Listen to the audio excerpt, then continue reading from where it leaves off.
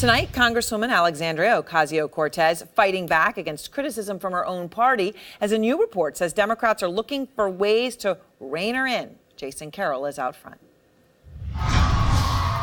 Democrats bracing themselves for yet another round of how to deal with Congresswoman Alexandria Ocasio Cortez, one of their most popular and outspoken newcomers.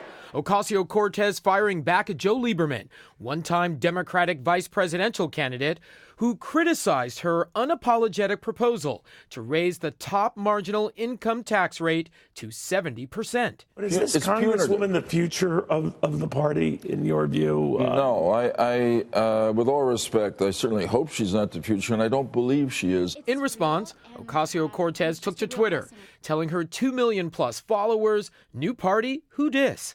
That's a common response to a text message from an unknown number. Ocasio Cortez. It's not the first time the 29-year-old has taken on Democratic Party establishment, and according to Politico, some Dems are at the end of their rope. A lot of people don't know where her loyalties lie, if she's going to work with the team, and I think that unpredictability makes a lot of people nervous, and we're seeing that right now on the Hill. They talked to 20 lawmakers who want to bring the anti-establishment Democratic Socialists into the fold. What's drawing their anger? For starters, the article says Ocasio-Cortez's threat to back primary opponents of Democrats she says are too moderate. She supported primary challengers to 3 other Democrats. Majority Leader Nancy Pelosi, in a testy exchange, said this after Ocasio-Cortez upset the establishment incumbent Joe Crowley. Democratic voters in New York last night seemed to express a problem. Yeah, they did. They made a choice in one district. So let's not get yourself carried away as an expert on demographics and the rest of that. But it's become clear to Democratic leadership Ocasio-Cortez is the darling of the progressive left and is not playing by their rules. Weeks before being sworn into office, she took part in an environmental protest inside Pelosi's office.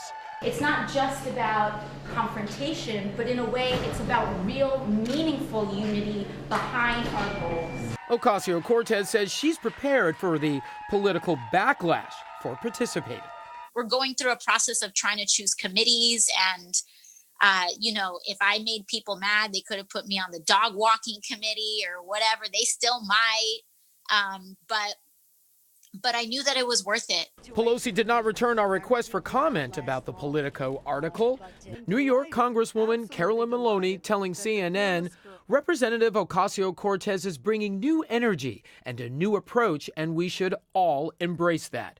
What seems clear, voters in the New York district that elected her like what they're seeing so far. I wouldn't rate her in, and I wouldn't want them to do that either. She's giving us a voice, and she's inspiring more than anything. And Aaron, Ocasio-Cortez, through her staff, declined to be interviewed for this story, but there are signs she may be getting the message, at least when it comes to backing primary challenges against some of her colleagues. Recently on the House floor, she said she was not interested in backing progressive candidates against incumbent Democrats, which of course contradicts what she said during the midterms. Her spokesman telling CNN, quote, there has been a change in focus, but not a change in ideology. Aaron. All right, Jason, thank you very much. And Joan Walsh is out front now, national affairs correspondent for The Nation. All right, Joan, so look, what do you make of Democrats taking swipes at AOC? I think she looks mature and they look juvenile, to be honest with you, Aaron. I could not believe that article. Some people were quoted on the record, some off the record. She is bringing real enthusiasm to this process.